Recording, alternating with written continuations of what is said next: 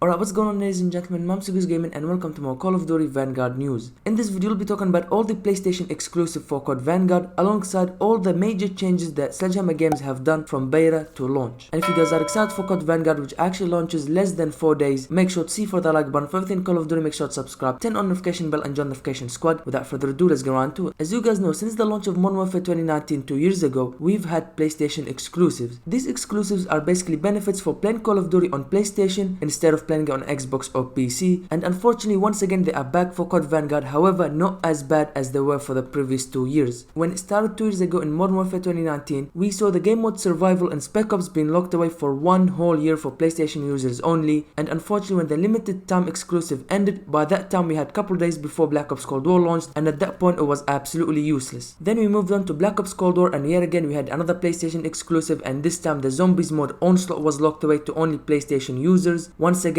a 1 year limited time exclusive, and that exclusive finishes on November 1st. By the time you're watching this video it should be over, so you should have it for Xbox and PC, but once again what's the point? We have only about 3-4 days left to go before Vanguard launches. However, as we move to Call of Duty Vanguard, the good news is there is no game mode being locked to PlayStation users only. There are some PlayStation benefits, but nothing as bad as we saw in Modern Warfare or Black Ops Cold War. In COD Vanguard we will see the same exclusive as we had in Black Ops Cold War, but like I said, minus the game mode. So the PlayStation benefits or exclusives for COD Vanguard will be an extra 5 tier skips with a Battle Pass bundle. So for Xbox and PC, when you buy the Battle Pass bundle, you'll get alongside that 20 extra skips. Well, if you're on PlayStation, you will get an extra 5 for a total of 25 skips instead of just 20. You'll also get 2 extra custom loadout slots, just like we saw with Black Ops Cold War. Alongside that, we'll also have a free combat pack for each season for PlayStation Plus members, totaling up to 6 seasons. Also, we'll have monthly double XP events lasting 24 hours. Basically, like we saw with Cold War, before we get a double XP weekend, they give every PlayStation user 1 day advance. Let's just say instead of starting for everybody on Friday, for PlayStation users it will start on Thursday. And lastly, we'll get an extra 25% weapon XP when partying up with friends. While yes, it is absolutely terrible to hide content in game behind a platform, however I would take these exclusives or benefits, whatever you want to call them, any day of the week over locking a whole game mode behind a platform. That was absolutely terrible. So in my opinion, this is absolutely amazing. There are no game modes being locked behind a platform. The next step will be is to remove all of exclusives altogether and just let everybody enjoy all the benefits, no matter where you play, Xbox, PlayStation, PC. Just let everybody enjoy the game with everything it has to offer. With that being said, now let's move on and talk about all the major changes that Sledgehammer Games have done from beta to launch in just a couple days time. Now if I'm being honest with you guys, this really excites me, because this means that Sledgehammer Games are actually listening to their community and are willing to make the changes to make the game better, and that's all you can ever ask for. In this blog post that Sledgehammer Games have put up, you can see that they've actually went and fixed all our complaints that we had from the beta, and once again, like I said, this is all you could ever ask for. So with that being said, let's go over all the changes that you can expect come launch. It is also worth mentioning that all of these changes are for multiplayer only. Let's start off with the visibility changes. We have distortion effects were removed from muzzle flash, and we reduced smoke emitted when firing a weapon, completed a pass on muzzle flash placement / coverage when ADSing, VFX environment ambient placement for better sightlines, removed the droplets of water that get up all on your face when it rains. Various bugs have been fixed, including a bug where certain optics would stop enemy and friendly HUDs icons from displaying while ADS. We fixed cases of name tags appearing through destructions. If you guys remember, through the alpha and the beta that was a problem, so that's good that has been fixed. And also lens flares reduced across all maps. We have nerfed the sun. Once again, the sun worked absolutely weird in the beta and alpha, but thankfully that has also been fixed. And finally, they say that we will continue to refine the VFX lighting and UI, which is user interface, into launch and beyond. Now we move on to the changes made to the audio. Audio received a complete mixing and content overhaul to address community feedback from the public beta, including more audible footsteps, player and non-player weapons, and map environment content. Once again, player footsteps were absolutely terrible. Sometimes you could hear them, sometimes you couldn't, so that was absolutely terrible, and once again that has been fixed. Footsteps are sound when players ADSing, crouch walk, or have a perk / field upgrade equipped which silences movement. Fixed a bug that caused shots after the first shot to be too quiet. Operators quip occur less frequently. And finally, in terms of audio, probably the thing that I'm most excited about, and that is asked Butcher to chill out. Voice over lines are less frequent. Man, oh man, Butcher talked way too much, to be honest with you guys. You guys are seeing in this gameplay right here, the subtitles are just constantly going up and up and up with new voice lines coming over alongside the operators and all that. It was absolutely terrible. Every second you would hear Butcher in your ears just saying something, and thankfully that has been toned down. Next up, we have the changes made to spawns. A bug resulting in unpredictable spawns in Patrol has been fixed, as well as general tuning of spawn logic globally. Once again, the spawns in COD Vanguard were a bit weird, to be honest. Sometimes they would work properly, sometimes they wouldn't. Sometimes you were being spawned in front or behind or next to an enemy and you had absolutely no chance, boom, you get killed straight away. So I'm glad that has been fixed, and also we will continue to refine spawn logic over time to improve spawns in matches with higher player counts. Okay, that's another good thing to hear. We move on to the movement changes. Grenades and incendiaries no longer slow movement speed of players. That's another good change. A cap has been placed on max suppression effects. Changes have been made to animation times, including weapon swap speeds